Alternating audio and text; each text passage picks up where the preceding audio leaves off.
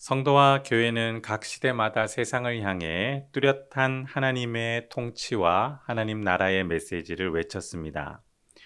또한 그 외치는 메시지와 함께 스스로도 하나님 임재, 특히 하나님의 권위 아래서 살아가는 것을 기뻐하였고, 또 하나님 영광을 위해 살아가는 모든 것을 즐거워하고 그 일들을 환영하며 참여했습니다. 이 내용을 한번 확인하기 위해서 제가 두 가지 질문을 드려보겠습니다. 하나님께서 우리를 다스리고 통치하신다는 소식을 들으실 때 반갑게 여겨지십니까? 네, 감사합니다. 한 가지만 더 묻겠습니다. 하나님께서 권능으로 우리를 회복시키시는 소식을 들으실 때 이 소식도 반갑게 들리십니까? 두 가지 소식 중에 하나님 통치와 하나님 회복 소식 중에 어떤 소식이 더 반가우십니까? 네, 지혜로우십니다. 네. 저는 이 두 가지의 질문을 드리면서도 이 내용을 들을 때에 반가운 마음도 있지만 매우 불편해지기도 합니다. 하나님의 통치, 하나님의 회복, 이것은 우리에게 변화가 일어난다는 분명한 메시지이기 때문에 그렇습니다. 우리는 죄에 익숙합니다. 자기도 모르게 죄의 습관을 가지고 있고 우리의 생각의 방향은 여전히 죄의 방향으로 나갑니다. 그런데 하나님 권능이 우리에게 임하고 적용되면 이 방향의 전환이 일어나는 것이죠. 그것을 성화의 변화다고 이야기하는데요. 실습관이 다시 하나님의 능력과 은혜로 변경되고 형성되는 과정이 반드시 따라옵니다. 그래서 하나님이 우리를 다스리신다, 우리를 회복하신다 이 메시지를 들으면 반가우면서도 또 그 방향의 전환이 일어나는 과정을 생각하면 매우 불편해지는 것이 저의 생각입니다. 스가랴 선지자는 포로기 시대에 고국으로 돌아온 이스라엘 사람들에게 하나님의 통치와 하나님께서 회복시키실 그 사건, 즉 성전 재건의 메시지를 외쳤던 선지자입니다. 이 외침은 무감각해진 이스라엘 사람들의 마음을 깨웠고 그들에게 소망을 일으켰으며 이 소망의 마음은 그들을 움직이게 하는 동력이 되었습니다. 반복적으로 스가랴 선지자에 의해 외쳐진 이 메시지는 하나님께서 이스라엘을 긍휼히 여기시고 이스라엘을 회복시킨다라는 메시지입니다. 이 메시지 자체는 스가랴 선지자뿐 아니라 당시대의 포로기에서 귀국한 이스라엘 사람들의 마음에 소망의 마음을 일으켰다라고 계속 제가 설명을 드리고 있는데요. 이 소망의 현상은 이스라엘이 다시 하나님 통치를 기뻐하는 변화를 일으켰고 하나님 백성으로 살고 싶은 동기를 생성하는 은혜의 현상이었습니다. 오늘은 스가랴 선지자가 세 번째 환상을 이야기하는 장면을 살펴보실 텐데요. 하나님께서 우리를 긍휼히 여기시는 그 결심과 마음이 예루살렘 성전의 재건에 어떻게 작용하였고 이스라엘 사람들의 마음에 소망을 불러일으키고 하나님의 역사에 그들이 적극적으로 즐겁게 참여했는지를 확인하며 그 은혜가 우리에게 임하기를 간구하는 저와 여러분 되기를 주님의 이름으로 축원합니다. 제가 계속해서 첫 번째, 두 번째 환상의 이야기를 이전 시간 설명을 드렸는데 기억이 안 나시죠? 감사합니다. 그래서 또다시 설명을 잠깐 드리도록 하겠습니다. 첫 번째 환상은 페르시아 제국의 질서를 유지하며 정기적으로 순찰하고 감찰하는 관리자의 환상을 스가랴 선지자가 목격합니다. 이 환상은 당시의 사람들이 페르시아 제국의 감찰 관리자들을 볼 때마다 그들 마음속에 누구의 통치를 받고 있다라고 생각한다고 말씀을 드렸습니까? 페르시아의 통치를 받고 있는 것이죠. 그런데 스가랴 선지자가 본 그 첫 번째 환상은 여호와의 감찰 관리자들이었습니다. 하나님께서 온 우주 만물을, 온 세상을 통치하시고 다스린다는 것을 보여주기 위해 감찰 관리자들이 온 땅을 두루 살피는 환상을 첫 번째로 보여주었던 것이죠. 이 이미지를 보며 사람들은, 특히 포로기에 회복된 이스라엘 사람들은 하나님이 자신을 통치하고 있음을 확신하게 되어집니다. 또한 그들이 하나님 백성이라는 정체성을 더욱더 확고히 드러내게 되는 것이죠. 그럼에도 불구하고 당시에 바사 제국은 그 영향력이 건재했습니다. 이스라엘의 영광이 회복될 것을 외쳤지만 현실은 그렇지 않았던 것이죠. 그래서 사람들은 아우성을 쳤고 그에 대하여 스가랴 선지자는 두 번째 환상으로 그들에게 대답했습니다. 두 번째 환상은 하나님께서 온 세상을 통치하실 때 인류의 거대한 흐름과 역사 속에서 하나님이 어떻게 그 역사를 주관하시고 또 심판하시는지를 상징하는 네 개의 뿔과 네 명의 인물의 이미지로 게시되었습니다.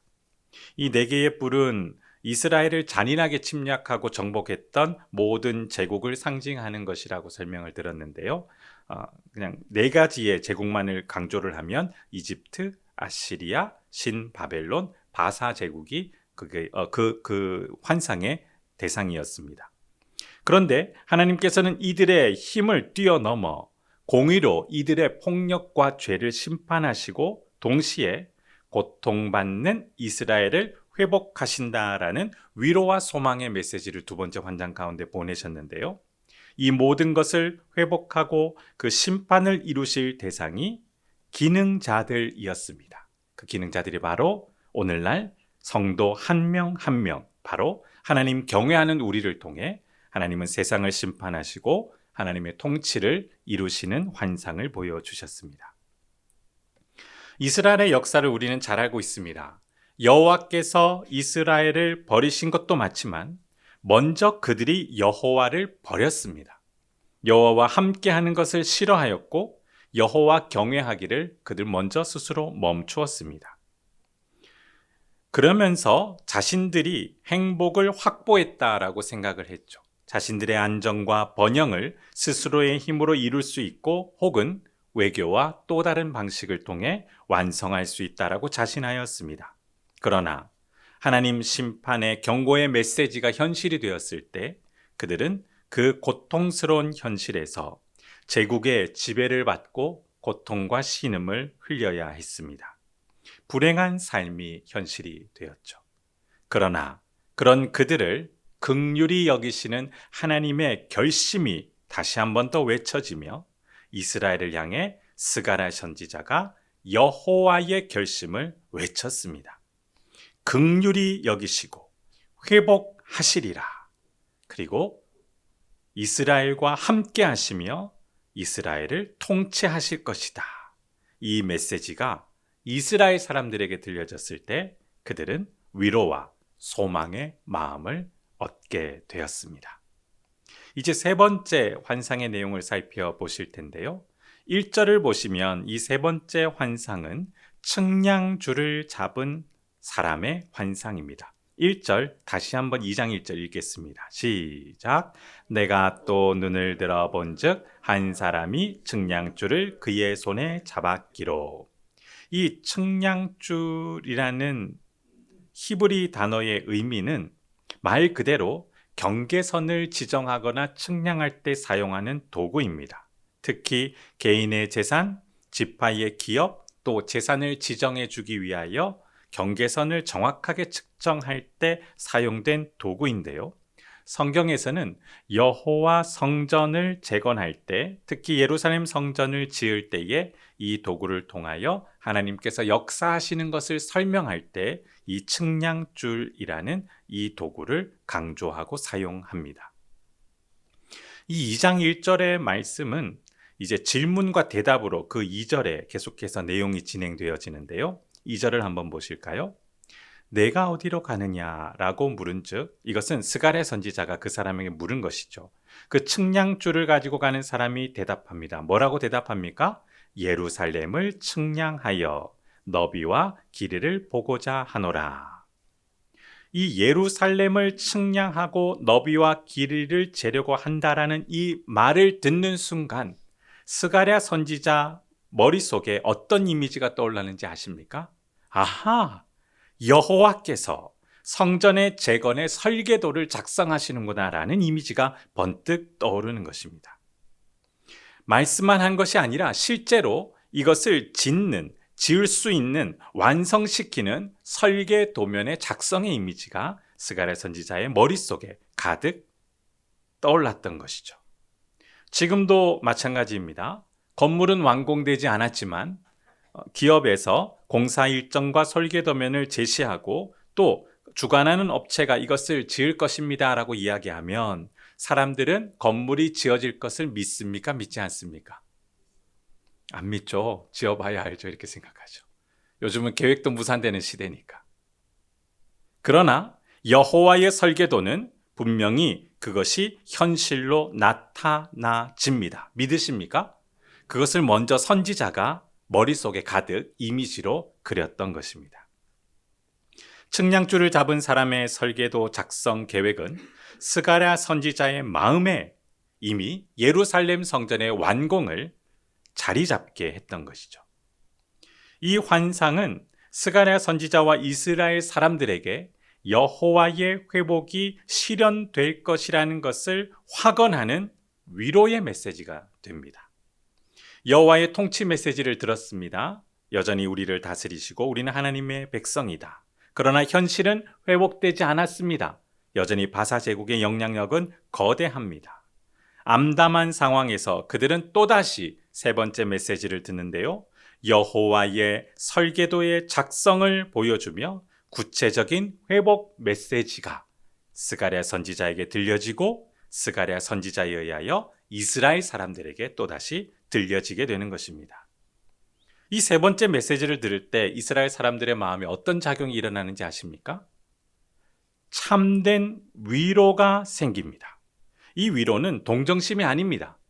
그들의 불안함을 잠재우는 확고한 믿음의 결심입니다. 사람의 격려와 도움이 때때로 우리에게 위로를 주기도 합니다. 힘들 때에. 그러나 우리가 정말 힘들 때, 암담할 때, 절망이 우리를 다시 일어서지 못하게 할 때 우리에게 참된 위로와 소망을 주는 말씀은 하나님의 결심입니다. 세 번째 환상의 외침은 이미 첫 번째 환상에서 선언된 내용이 구체적으로 설계도면으로 작성되고 실현되는 장면인데요. 우리 앞부분 1장 16절 한번 보실까요? 스가랴 1장 16절. 우리가 가진 성경을 찾아서 함께 읽도록 하겠습니다. 시작. 그러므로 여호와가 이처럼 말하노라. 내가 불쌍히 여김으로 예루살렘에 돌아왔은즉 내 집이 그 가운데에 건축되리니 예루살렘 위에 먹줄이 처지리라. 만군의 여호와의 말이니라. 아멘. 이미 첫 번째 환상에서 그것을 약속하시고 이루실 것을 하나님의 영향력을 얘기하셨는데요. 세 번째 환상은 설계도면에 그것이 제시가 되어지는 것으로 이어지는 것이죠. 하나님의 결심을 스가랴 선지자는 첫 번째 환상에서부터 외쳤습니다.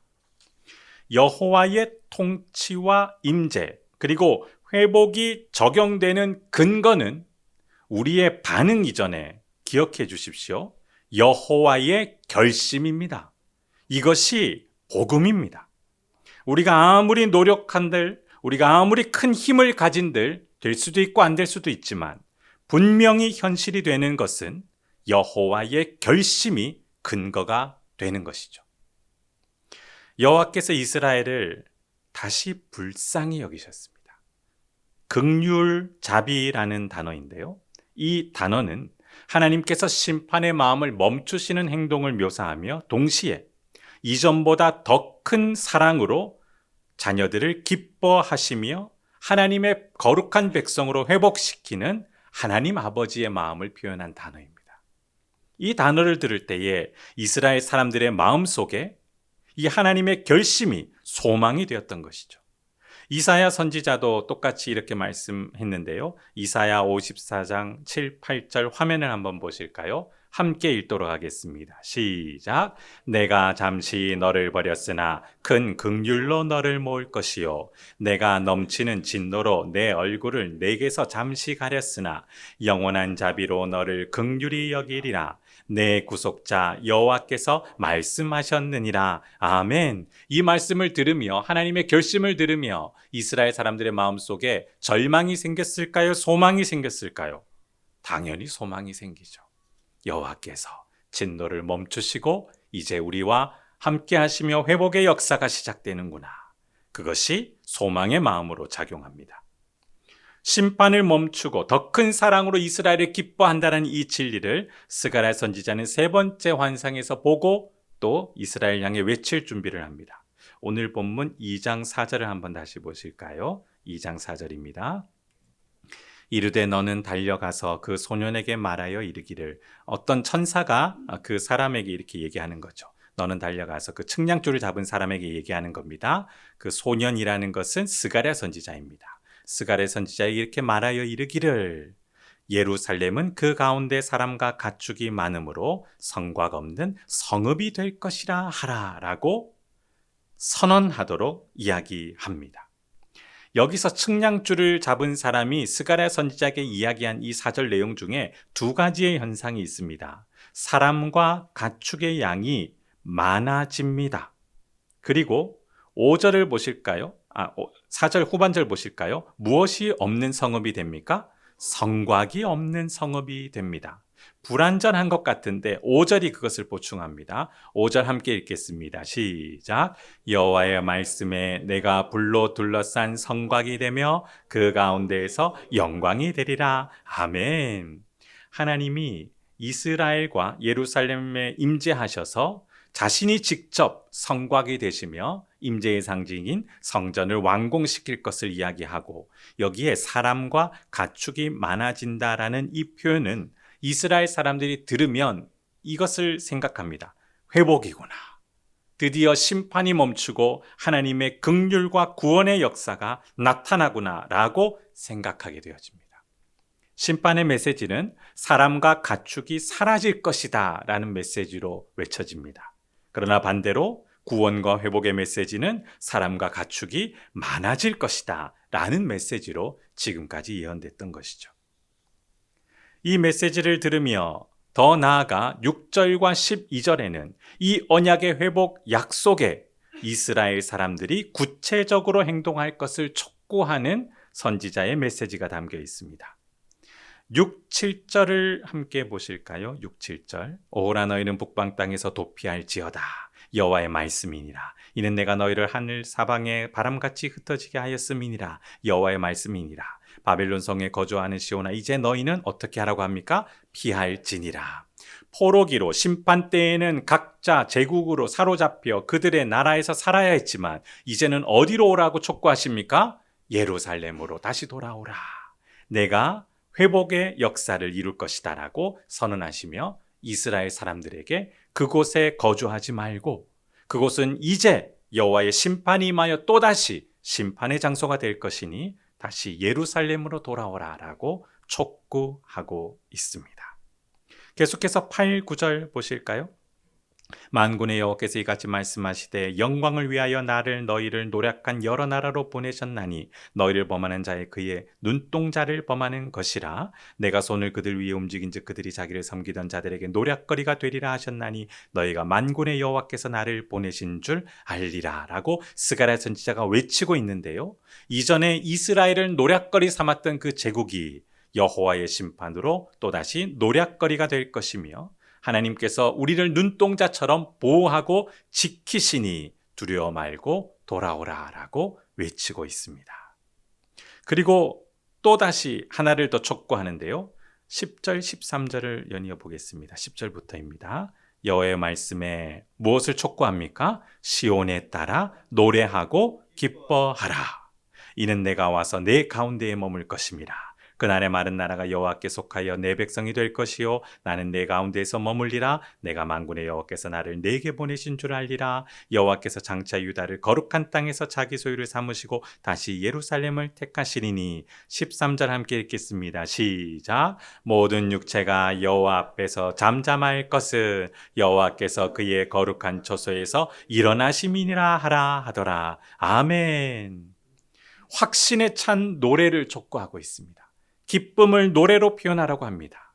하나님께서 이루실 것을 찬미하라라는 것입니다. 하나님의 은혜 영역과 통치 영역이 이전보다 더 크게 확장될 것을 이야기합니다. 11절 보십시오. 어떤 나라가 여호와께 속하였습니까?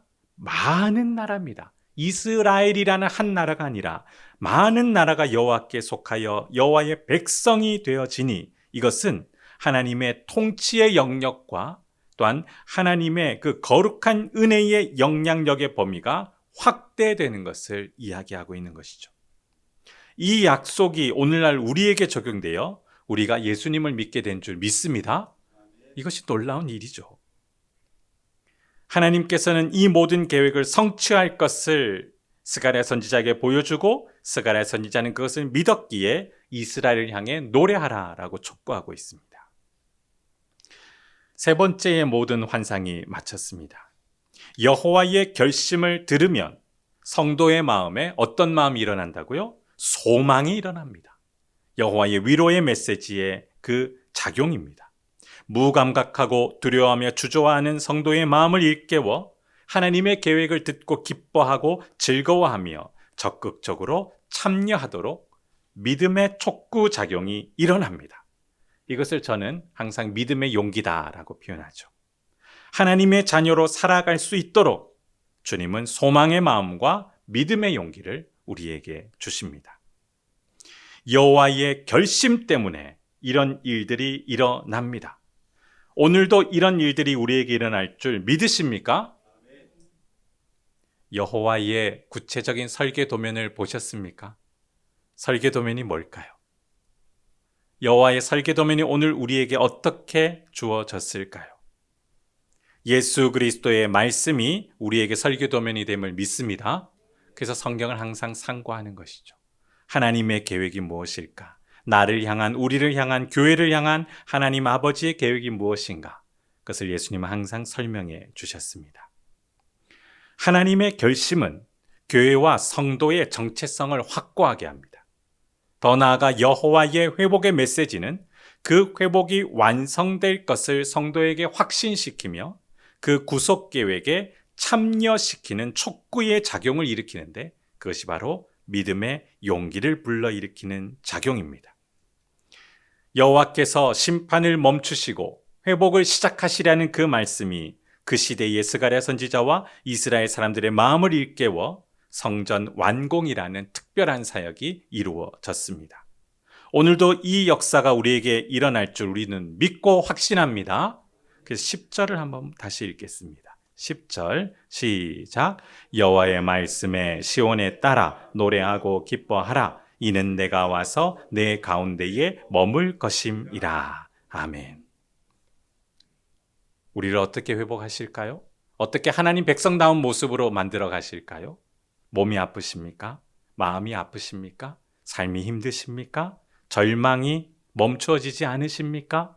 그러나 하나님께서 우리에게 계획을 보여주시면, 그의 설계를 보여주시면 이 모든 것은 하나님 뜻대로 변화될 줄 믿습니다. 그것을 봐야 우리는 더욱더 기뻐할 수 있고, 기뻐하기 전에 하나님의 결심이 우리에게 소망이 될 줄 믿습니다. 말씀을 맺습니다. 하나님 말씀은 교회와 성도를 향해 소망의 마음을 불러일으키는 근거가 됩니다. 하나님 결심은 무감각하고 주저하며 두려워하는 우리의 마음에 소망을 불러일으키죠.